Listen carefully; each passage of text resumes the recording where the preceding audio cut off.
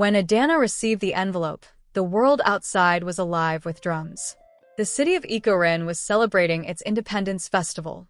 Laughter, music, fireworks. But in her small apartment, the only sound was paper tearing and her breath catching. Inside the envelope were divorce papers. And beneath Femi's bold signature was the date. The same day, he was crowned Business Icon of the Year. That morning, he stood on television, flashing his famous grin. "Everything I am today," he'd said to reporters, "is by the grace of God and my team." He had not mentioned her name. As the city sang, Adanna sat frozen. She had sold her mother gold bangles to fund his first business. She had prayed, borrowed, and gone hungry for his dreams. Now, with one stroke of a pen, he had erased her from his story. And so began the tale of the woman who stitched her destiny from the rags of betrayal. Hey family, before we dive into this powerful story, don't forget to hit subscribe so you never miss the next one. Please like this video, drop a comment to share your thoughts or lessons you learned, and give your honest review.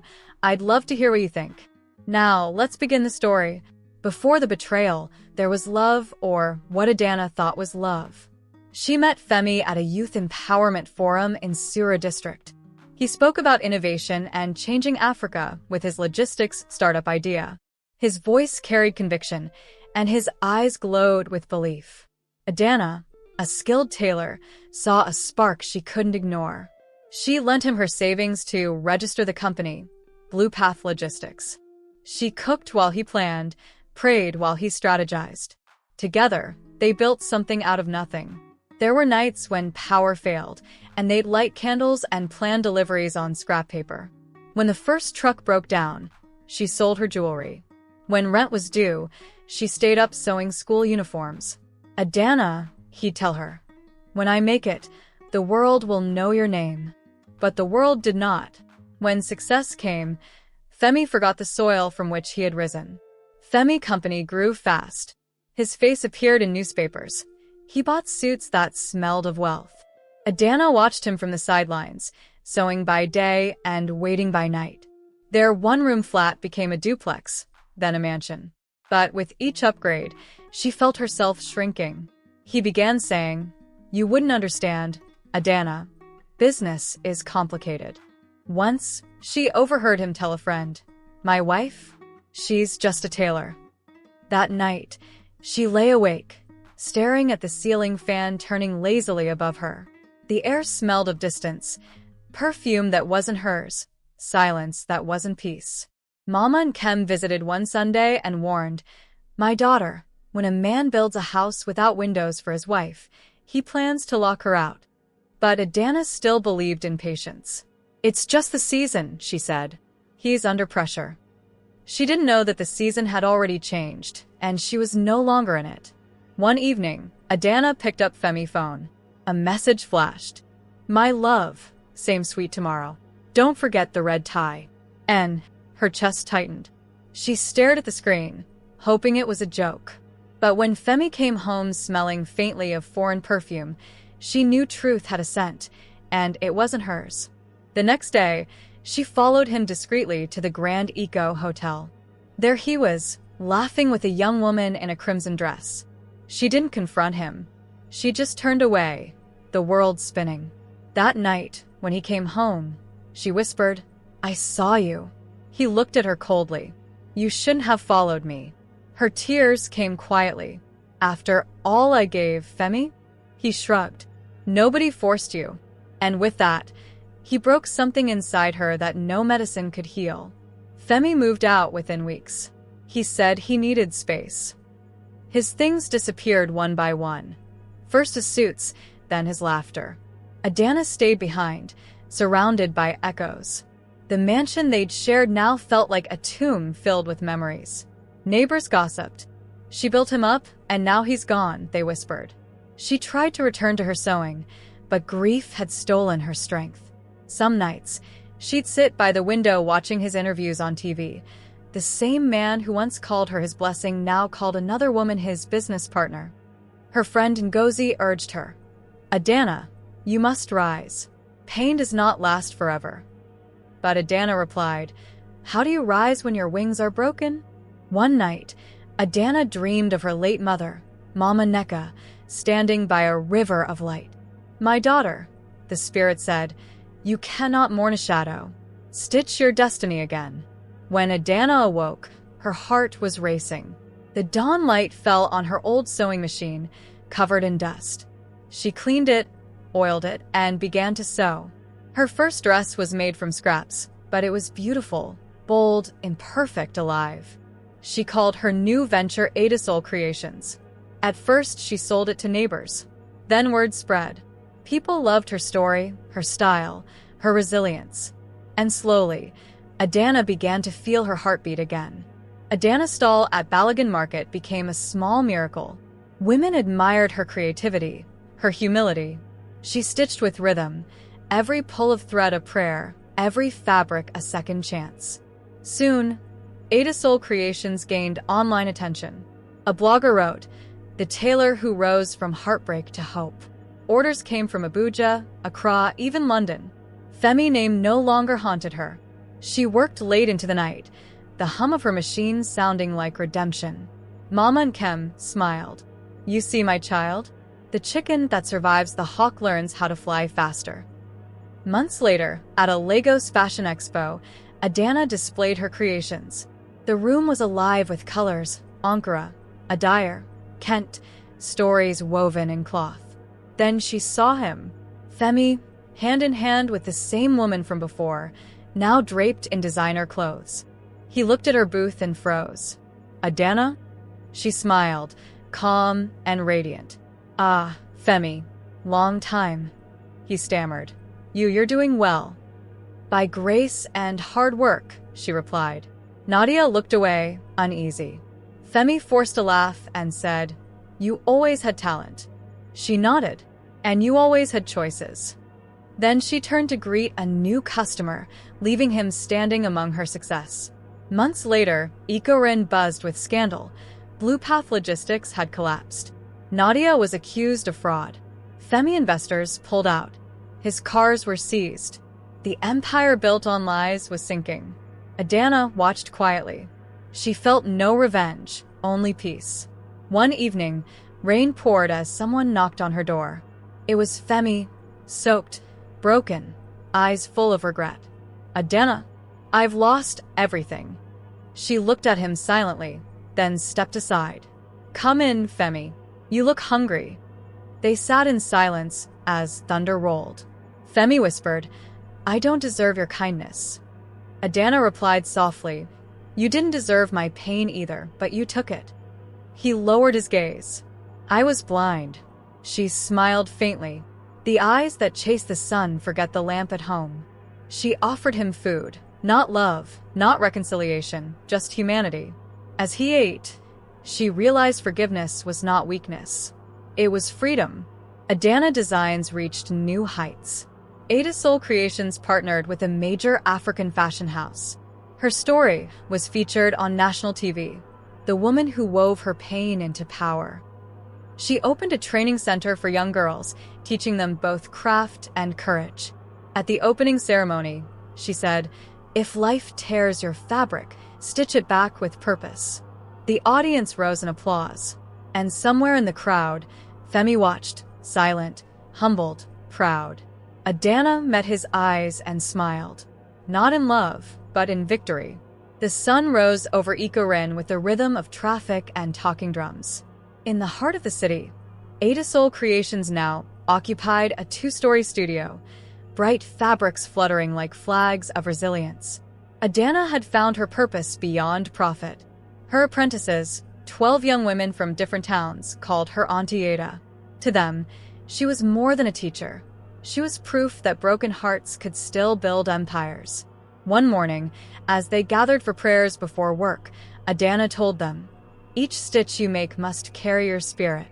Even torn cloths can become royal robes if sewn with love." Her words settled like dew. Later that day, Mama Nkem visited, her wrapper tied tight, her eyes full of pride. "You've done well, my daughter. But remember, the mountain that forgets humility will meet the wind." Adanna smiled. "Mama, I will not forget where the journey began. in a room full of silence and sorrow. With success came whispers. Some rivals in the fashion industry began to envy Adanna's rise. She thinks she's a saint. One designer sneered at a gala. Wait until life tests her again. And life did. One morning, Adanna arrived at her studio to find the front door vandalized. On the glass was written in red paint, "Fraud. Fake designs." Her apprentices panicked. Auntie Ada, who would do this? Adanna breathed deeply, heart trembling. A woman who shines must expect moths. She repaired the damage quietly and held her head high. Within days, her loyal clients flooded social media with messages of support. The storm passed, but the lesson stayed. Ikorin prepared for its annual Festival of Colors, a celebration of culture and creativity. Adanna was invited to design costumes for the opening parade, a symbol of how far she had come. She chose to tell a story through fabric, from ashes to light. The designs mixed Yoruba attire with Igbo uli symbols, representing unity, rebirth, and ancestral strength. On the day of the parade, her creations danced through the streets, swirling cloths painted with suns and phoenixes. The crowd erupted in joy. As Adanna watched from the sidelines, she felt something ancient stir within her. For the first time, she felt truly whole, not the woman Femi betrayed, but the woman she had become.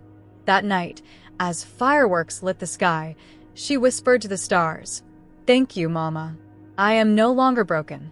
Femi appeared at her studio one afternoon, thinner, quieter, and humbled. He stood at the doorway, hat in hand. "Adanna," he said softly, "I've started a small courier business. I want to make things right." She studied him, not with bitterness, but with compassion. "Femi, making things right isn't about me. It's about you finding peace with yourself." He nodded. "You've changed." She smiled. "So have you." The storm reshaped us both. They spoke for hours, not lovers, not enemies, just two travelers who had walked through fire and found different exits. When he left, Adanna felt lighter. The past no longer owned her. One evening, a young girl named Temi came to Adanna Training Center. Her left hand was scarred from a childhood accident. "Madam, nobody wants to teach me sewing because my hand is slow," Temi whispered. Adanna looked into her eyes and saw herself, the girl who had been told she wasn't enough. "Come tomorrow," Adanna said. "Here, we do not measure worth by hands, but by heart." Weeks turned into months. Temi worked harder than anyone. She learned to use her good hand and her determination like twin tools. When she finally completed her first dress, Adanna gathered everyone and said, "Behold, the cloth that defied pain." That night, Adanna dreamed again of her mother. Mama Neka stood by a golden loom, weaving a vast tapestry. "My child," she said, "you have turned pain into cloth. Now weave others into your story." When Adanna woke, she understood. It was time to expand, to open more centers across Ikorin. She reached out to Ngozi, her old friend. Together, they planned the Adasol Women's Collective, a foundation to train widows, single mothers, and survivors of betrayal. The project grew quickly. Journalists called it a revolution stitched with love. Adanna felt her mother's spirit smiling through every fabric roll, every student's laughter. But not everyone rejoiced. Among her trainees was Chika, a cunning woman who envied Adanna's influence. Chika began spreading rumors that Adanna used dark magic to attract clients, that she was too lucky to be clean. Whispers crept through the market. Some sponsors withdrew support. When Ngozi confronted Chika, the girl wept. "I was jealous," she confessed. Adanna called her into her office. "Jealousy is a fire," she said. "It burns even the hand that lights it." Chika begged forgiveness. Adanna gave it, but with firm eyes.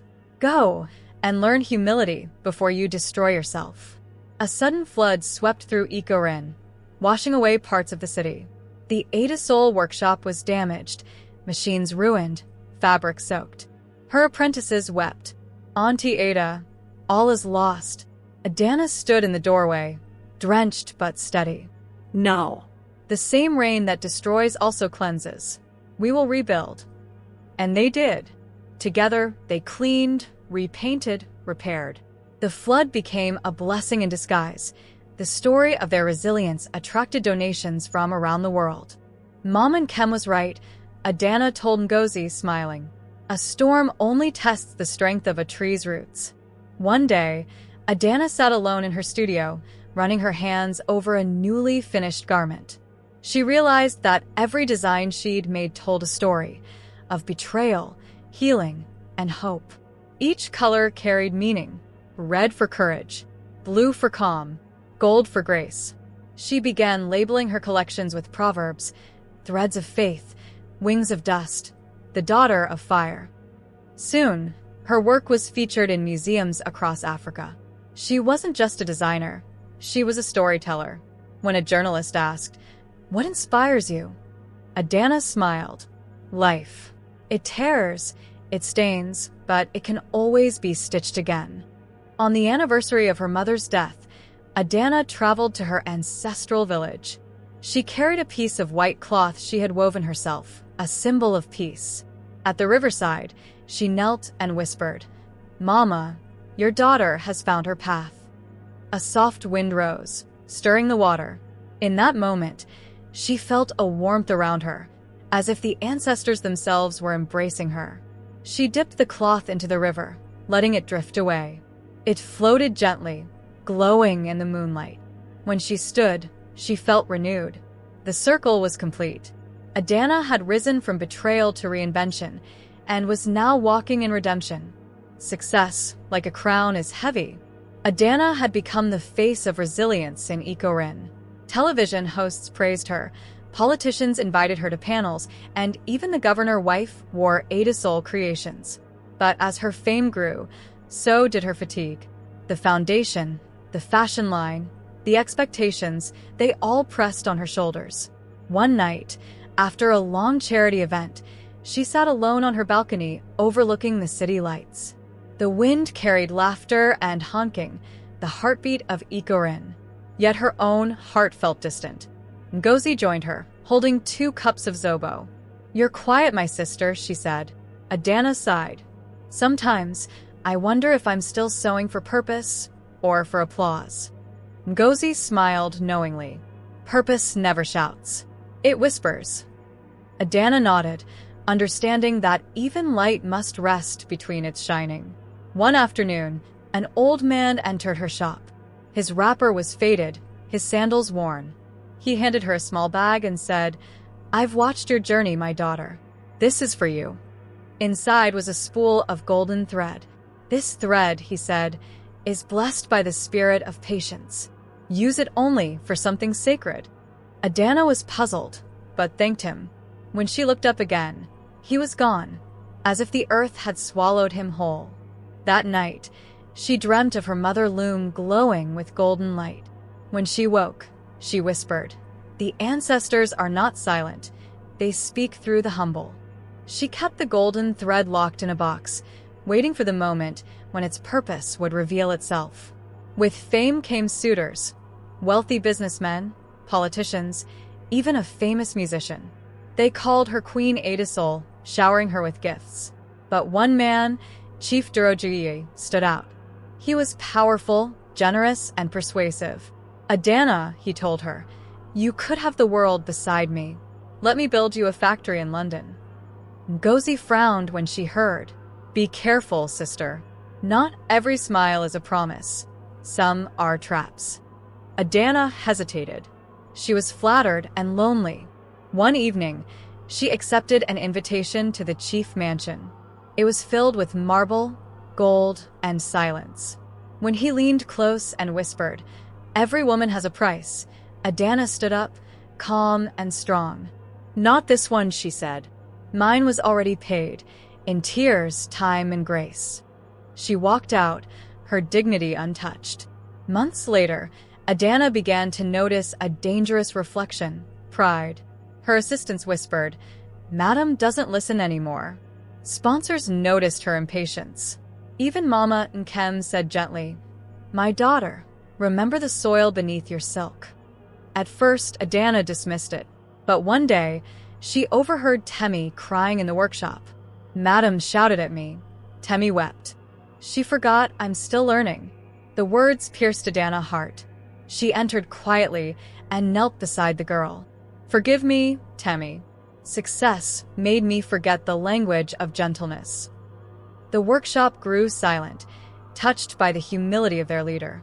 That night, Adanna looked in the mirror and whispered, "Never again will I let the crown blind the queen."